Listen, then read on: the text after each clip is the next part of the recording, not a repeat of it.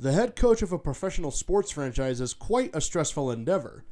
The whole weight of a team and its fan base's hopes on your shoulders from year to year. Everything's at stake in a new season, including your own job security. To be the head coach of a perennial contender comes with its own new set of challenges. High expectations, everyone watching your every move, and every loss feels like the end of the world. A head coach on a basement dweller or a team in the middle of a nosedive is also quite stressful, as you don't know when your last day on the job is going to be. Not to mention it can be quite thankless. When the team thrives, it's more often considered the talent of your athletes and your roster that's at stake for that, not your coaching ability. Yet when the team's falling apart, everyone just wants to blame the coach. Often organizations will throw coaches under the bus just to avoid having larger discussions. Makes you truly admire the coaches that have a long tenure, especially in one location. The National Hockey League especially is known for its ruthless and cold treatment of its coaches. Even those who can lead their team to ultimate glory in the Stanley Cup can be thrown off a cliff without hesitation. Some are kept way past their expiration date, riding on past achievements and past glory to prolong their tenure. Others are fired way too quickly so that the organization can cover up for deeper, more systemic issues. And then there's Roger Neilson, a man with a coaching career spanning nearly 60 years and 3 decades in the NHL. A revolutionary coach whose dedication to hockey was unmatched, using video techniques and analytics well before they were implemented into the modern game. A pioneer through and through.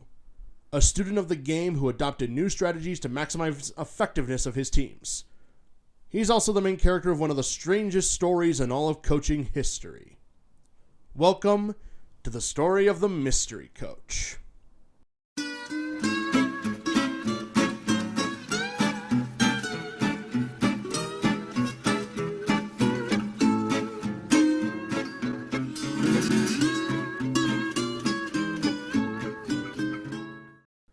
Neilson started his coaching career in the Ontario Hockey League. His first gig was in 1966 with the Peterborough Petes. After a successful decade in junior hockey, he was considered to be a big candidate for the big dance, the National Hockey League. Pretty quickly, he would get his first chance. Not to mention it would be with one of the NHL's original franchises, the Toronto Maple Leafs. A name and brand known across all of sports, one synonymous with hockey, and a team with an extremely rich and storied history.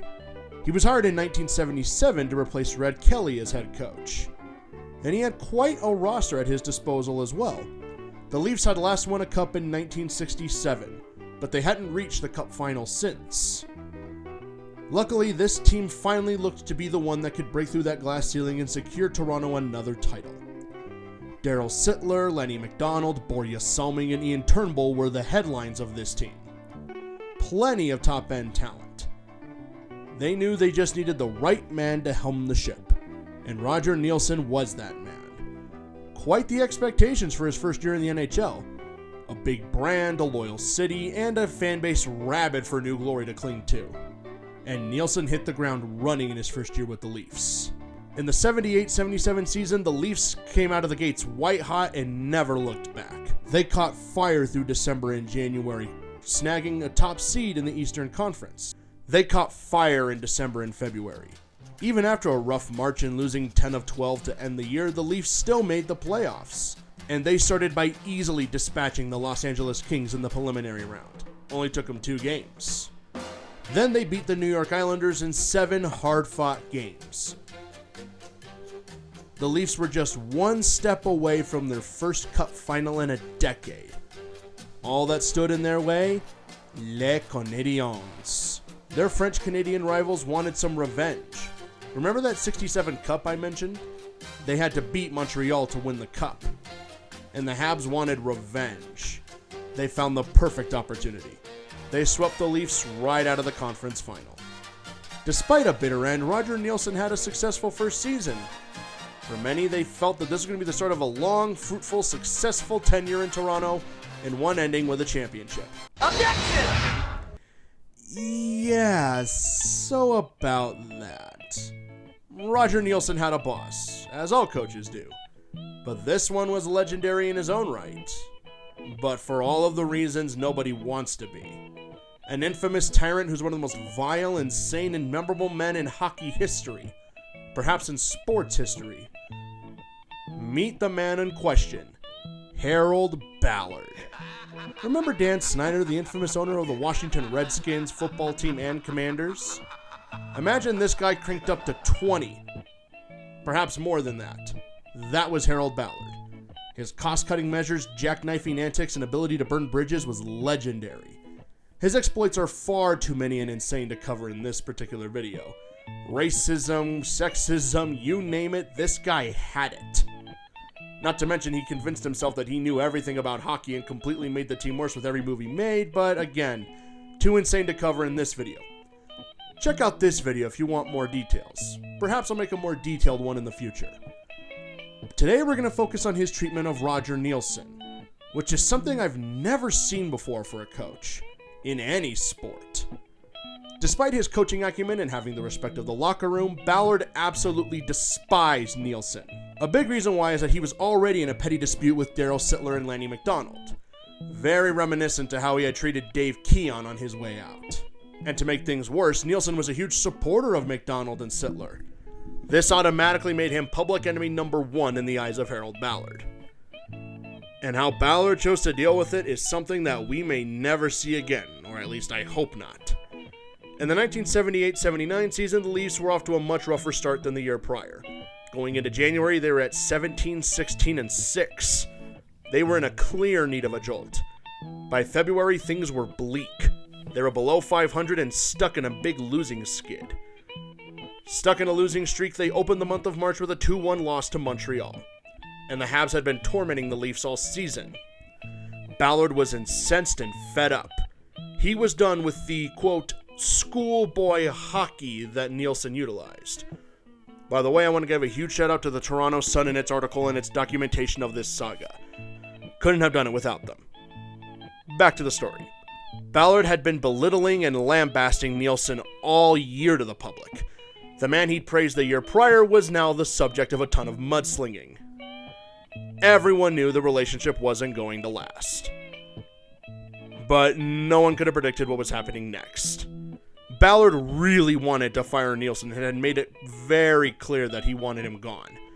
But he lacked the courage to fire him face to face. So he stuck to just doing it via the media. A little known character in this saga is TV host Dick Beddoes. He could sense that the news was coming and wanted to be the first to break it. He was following Ballard around with his cameraman with a stalker-style speed. He wanted to be the first to break this news. There was just one major problem. Ballard didn't have anyone in mind to be an immediate replacement. But with his temper boiling over, with the media desperately waiting to see it happen, Ballard finally lost his mind after the 2-1 loss. He fired Roger Neilson and assistant Al Dunford live on television.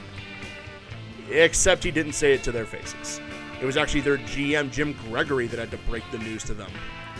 So there goes the men who revived the Leafs and got them to the conference final for the first time in a decade. But don't worry, it's okay. Deep breath. Ballard has a plan. He knew just the man to take over this sinking ship. John McClellan, a former Leaf who had actually coached them in the early 70s. Yeah, he had a less than stellar record and couldn't get out of the quarterfinals in the playoffs, but still, maybe he's the one to lead the Leafs back to glory. Objection! Except he said no. Big time. He was dealing with health issues at the time, and he'd already put up with the Ballard circus the first time around. He really didn't want to go through it again. He had no desire to work with Harold Ballard, so he vehemently said no. Okay, now what? How about Eddie Johnston? A coach in the minor leagues, an upcoming prospect, perhaps the man that could give the spark the Leafs needed. Objection! Too bad. He was under contract with Chicago and they wanted to keep him. So he's out too. As a last resort, Ballard approached their head scout, Jerry McNamara. He'd been a fill-in coach in the past, but scouting was his main job. He already didn't like working with Ballard in his current role, and he wasn't about to throw himself into the man's crosshairs. Despite Ballard's pleas and his kinda angry way of asking, he kept saying no. I just want to remind everyone that this is all in the 24 hours after firing Neilson. One day. By the way, Neilson was actually still in his coach's office at Maple Leaf Gardens. He was still going through a film session and still doing his typical coach routine. He wanted one more confrontation with Ballard before packing up his office. And that's when Captain Daryl Sittler came in and pleaded for Harold to change his mind. He attested that it was the poor play of the players, not Neilson's coaching, that was the reason for the recent skid. In fact, a lot of the Leafs players lobbied for Neilson to stay. It was clear that they loved and respected their coach and desperately wanted him on board. The Toronto media and fans felt the same way. Then, while having his nails clipped by the team trainer in his office, Harold Ballard finally had an epiphany. A way to save PR, save face, and stay within the good graces of the Toronto faithful. He would make it look like the entire thing was staged. The following day, Tiger Williams led another player's request to have Neilson return as head coach. Tiger Williams was the main player to ask because he was one of the few that actually had a decent relationship with Ballard. But by this time, Ballard already had an idea. Again, he was going to make it look like this entire thing was a staged attempt to spark a thing in the players. A very, very unorthodox strategy to give them the jolt they needed to get back in the win column. All he needed to do was get Neilson to cooperate and it would be perfect. Sure, that would ask a lot of questions and probably some uncomfortable answers, but as long as the team kept winning, nobody would care. He brought Neilson into his office 2 days after the ordeal of him firing him on television. He said that he would give Neilson back his job after one more game. Neilson just had to do one big request. Quite the reasonable one in Ballard's eyes. He had to wear a paper bag over his head and be labeled as the mystery coach for the next game. No, this is not a joke. I wish I was kidding. I am not. This is like something out of a bad comedy from a Disney Channel movie. Harold Ballard legitimately wanted the head coach he'd been berating all season, the one in the good graces of the fan base and the players, the one he had fired on public live television 2 days earlier, the one he'd been wanting to fire all season, to come back and wear a paper bag on his head and coach a game. But hold on, stop laughing. It gets even better. He would rant to GM Jim Gregory about it all day, insisting that he, quote, better wear the bag or he won't coach. When asked, Neilson, of course, said no. He thought it was a joke. He rejected it vehemently. But don't worry, Ballard said we could compromise. He could wear a ski mask instead. After all, he was being considerate. He didn't want Neilson to suffocate on live television. Can you imagine how humiliating that would be? Of course, again, Neilson said no. Ballard tried desperately to plead for this mystery coach plan to work, but Neilson wouldn't bite. So instead, he resorted to another backup plan. He had the GM follow around Neilson all day saying, "It's what Ballard wants. Please wear the bag." And Neilson kept saying no. When the players caught wind of it, they laughed at it. They thought it was a joke. No way this was real. Except it was. And the strangest part about it? Neilson eventually was going to do it. Yeah, he actually decided that he was going to put on the bag just so Ballard would stop pestering him about it. That's when assistant coach Al Dunford stepped in. He talked sense into Neilson, realizing that he would be just as much of a jackass as Ballard was if he went along with it. So again, no paper bag. Later that night, they were playing against the Philadelphia Flyers. Ballard eagerly awaited his master plan to be revealed. He would easily be in the good graces of the Toronto faithful and no one would know what had happened. And out from behind the Leafs bench that night emerged Roger Neilson, in a normal coaching suit, with no paper bag in sight. He coached the game as if nothing happened. This was 2 days after he'd been fired on live television. Funny thing is, the Leafs actually won that game. They went on a 5-game win streak in spite of this saga. Not to mention they actually made the playoffs again that year too. Only once again to be swept by Les Canadiens. And this time Neilson was fired for real.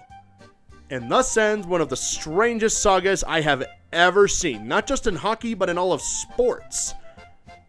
We've seen coaches get traded badly before by management and ownership in just an attempt to cover their own asses. But like this?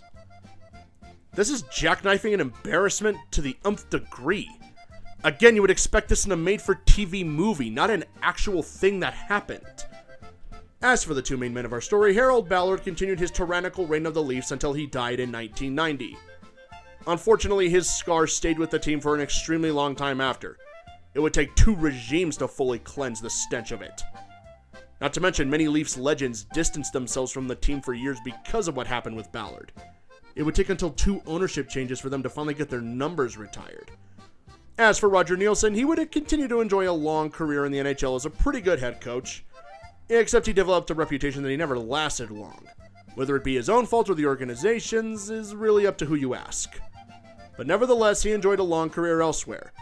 But this is kind of the thing that's just been tattooed to him. Whether it's his fault or not, again, depends on who you ask. In many ways, it wasn't his fault. This was really Harold Ballard, and he kind of did this stuff on the regular. So in many ways, it is unfortunate. A man who was a very good student of the game, a very good coach, and a very smart one at that, will unfortunately have one of the most embarrassing things tattooed to him everywhere he goes. A man who was a very smart coach, a student of the game, and a very good tactical coach, had one of the most embarrassing things ever tattooed to him everywhere he went. So here's the thing we can take away from this. No matter how much your job doesn't like you, no matter how much you hate your job, and no matter what kind of boss you might have, you can at least say this. You've never had a paper bag put on your head and been asked to be a mystery employee 2 days after getting unjustly fired. At least I would hope not.